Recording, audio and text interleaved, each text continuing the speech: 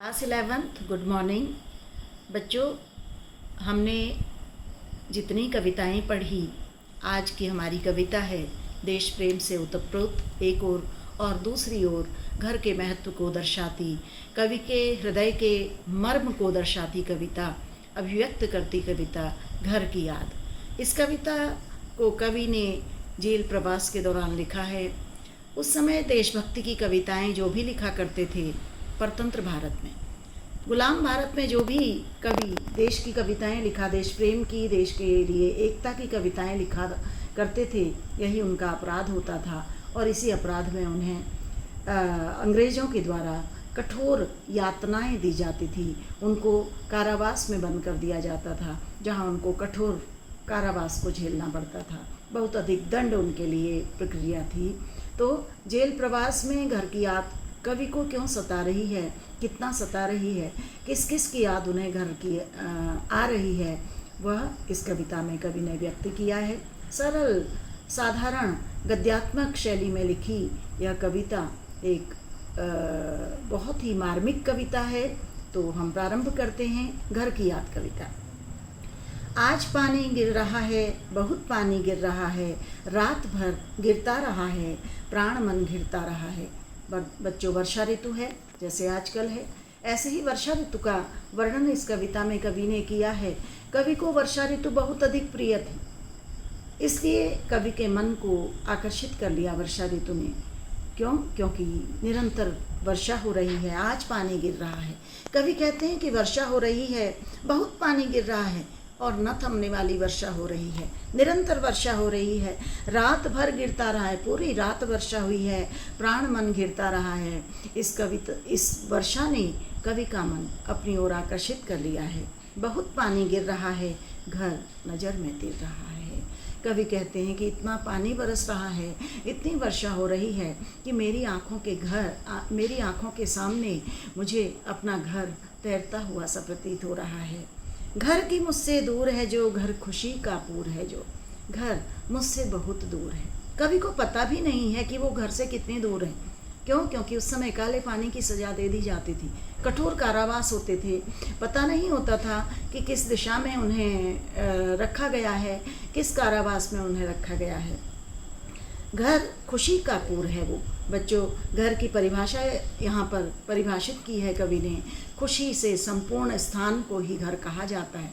जहाँ हर प्रकार की खुशी प्राप्त होती है व्यक्ति को, उस स्थान को घर कहा जाता है। घर में 4 भाई, मायके में बहन आई। सावन का महीना है, घर में 4 भाई हैं कवि के, और एक बहन जो विवाहित है वो भी सावन के महीने में घर आई होगी।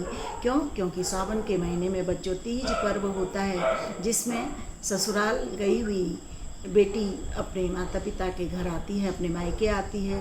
राखी का पर्व होता है वर्षा ऋतु में, सावन के महीने में राखी का पर्व होता है, जिसमें बहन अपने भाइयों की कलाई पर राखी बांधने के लिए मायके आती है।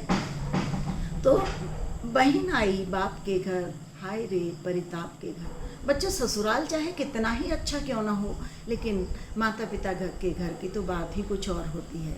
जब माता पिता के घर आने की, अपने मायके आने की बात होती है, तो बेटी को तो जैसे पंख लग जाते हैं। इतनी प्रसन्नता होती है कि मैं कब जाऊं अपने माता पिता के पास, अपने भाई बहनों के पास। इतनी प्रसन्न हो जाती है वो। इसलिए आज बहन जो विवाहित है, जो ससुराल में है, वो पिता के घर में आई होगी, वो अपने मायके आई होगी। लेकिन हाय रे परिताप के घर, लेकिन आज उसको ये घर प्रसन्नता नहीं दे रहा होगा, ये घर उसको कष्ट प्रदान कर रहा होगा, क्योंकि उसका भाई अंग्रेज़ों की कारावास में है, अंग्रेज़ों की कैद में है। यह सुनकर वो बहुत अधिक दुखी हो गई होगी। घर में सब जुड़े हैं, सबके इतने कब जुड़े हैं। एक तो सावन का महीना अनेक पर्वों को लेकर आता है जो, और दूसरा घर में कब जुड़े हैं, वर्षा अत्यधिक होने के कारण सब घर में ही होंगे। सबके इतने कब जुड़े हैं। ऐसा समय कभी कभी आता है कि परिवार के सारे सदस्य एक साथ होते हैं घर में। 4 भाई 4 बहनें, भुजा भाई प्यार बहनें।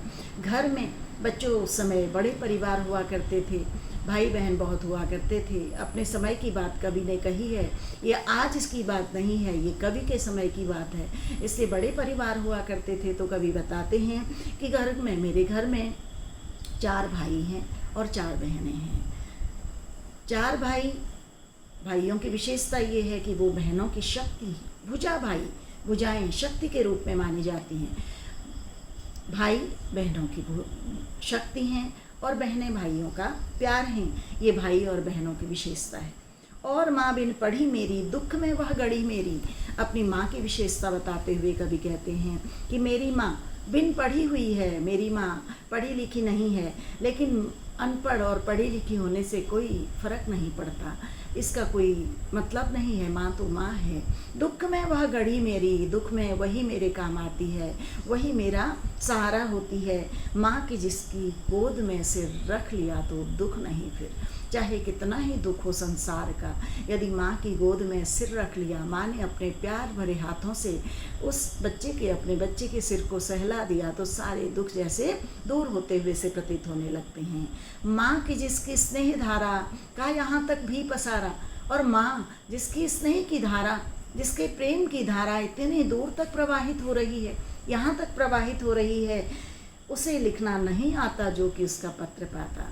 पहले ही कवि कह चुके हैं कि माँ बिन पढ़ी मेरी माँ पढ़ी लिखी नहीं है। उसे पढ़ना नहीं आता, उसे लिखना नहीं आता, नहीं तो वो किसी प्रकार से मेरा पता मालूम करवा के मुझे पत्र लिख करके भेज देती। पिताजी जिनको बुढ़ापा। अब पहले तो कवि ने अपनी माँ की चर्चा की है, माँ को याद किया है। अब कवि को याद आ रहे हैं परिवार के दूसरे महत्वपूर्ण सदस्य अपने पिताजी। क्या? पिताजी जिनको बुढ़ापा एक क्षण भी नहीं व्यापा।